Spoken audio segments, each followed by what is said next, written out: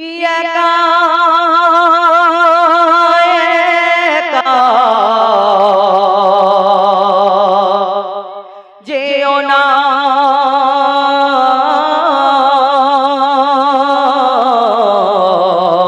ওগো সকিনা অভিশপ্ত কারবালায় অভিশপ্ত কারবালায় অভিশপ্ত কারবালায় শোনো গো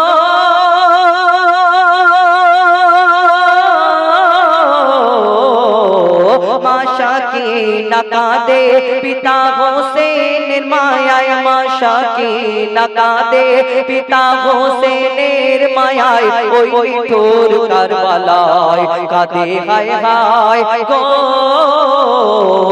কাঁদে হায় হায় আর তড় পায় বলে মোর আব্বা কোথায় ওই নিঠোর কারবালায় ওই কঠোর কারবালায় মা শাকিনা কাঁদে বাহাত্তর শহীদের লাশ আর একাত্তরটা মাথা একাত্তরটা মাথা বেটি শাকিনা খুঁজে বেড়ায় কোথায় আমার পিতা কোথায় আমার পিতা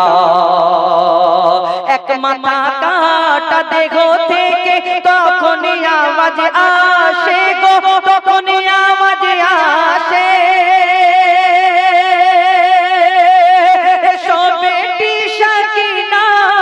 তোমার আব্বা তোমায় ডাকে গো তোমার আব্বা তোমায় ডাকে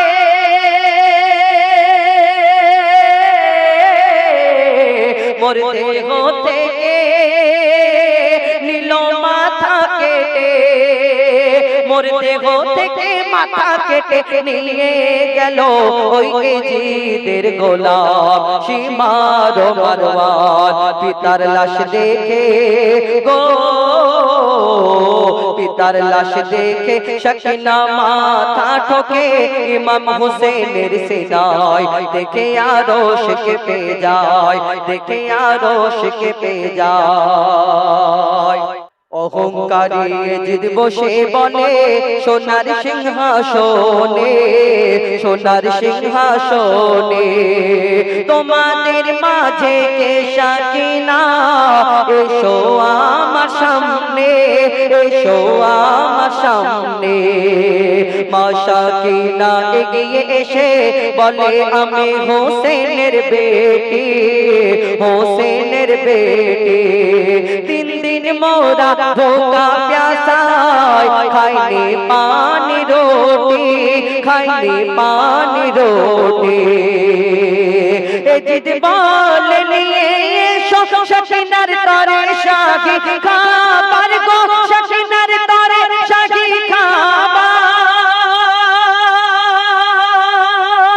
এক থালার উপর কাপড় ঢেকে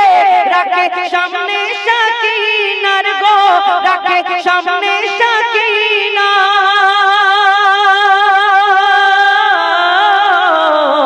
দেখে থালায় ঢাকা হোসেনের কাটা মাথা দেখে থালায় ঢাকা পিতার কাটা মাথা দেখে থালায় ঢাকা কাটা মাথা দেখে শাকিনা কেঁদে বেহুশ হয়ে যায় এই দৃশ্য দেখে গো